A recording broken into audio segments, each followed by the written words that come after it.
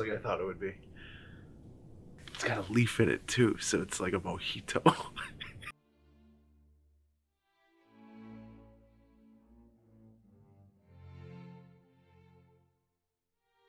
Hello, my friends. Ryan Skinner here, coming to you from the basement. A very happy March to all of you out there. Hope everybody is doing okay. We're recording this in the middle of March and back in, I'm putting this out in the middle of March and back in January.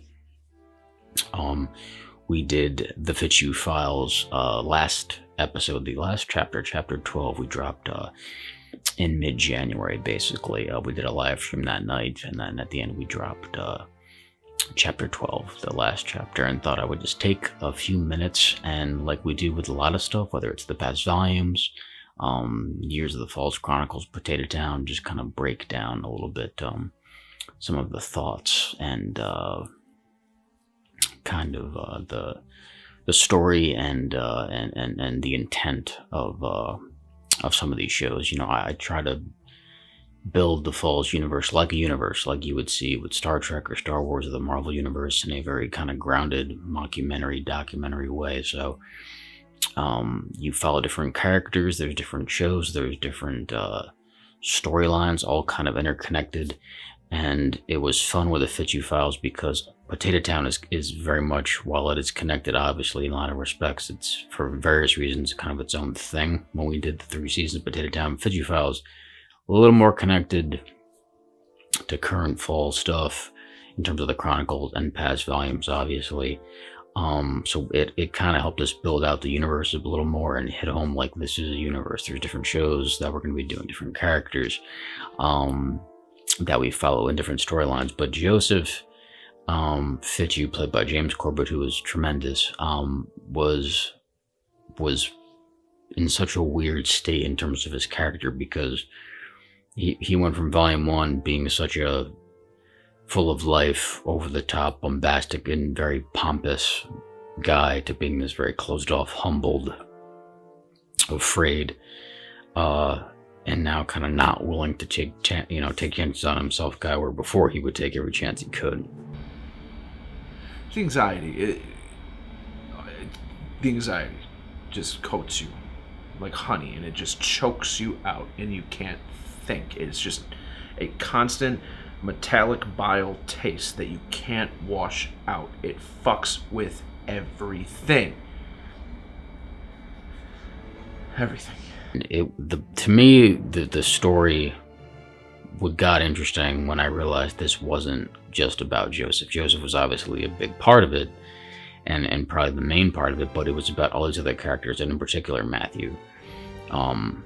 Matthew, played by Tom Tuttle, who again we saw at the very end of volume 2, and we see a completely inverse side of him, just like with Joseph. We now see, to use a wrestling term, he went from kind of a bad guy or a heel to a good guy or babyface in a sense. We kind of root for him in a weird way. And he, unlike Joseph Fitzhugh, they're kind of two sides of the same coin, in that they're unsure of themselves, they're very afraid of certain things, but you know, Matthew is the ultimate kind of just out there bohemian, hippie, will live anywhere, live in a hotel, live in his car, live in the woods, squat in a cabin, live by a lake, very kind of seat of his pants crash with Joseph. Just wanted to get some nuts first.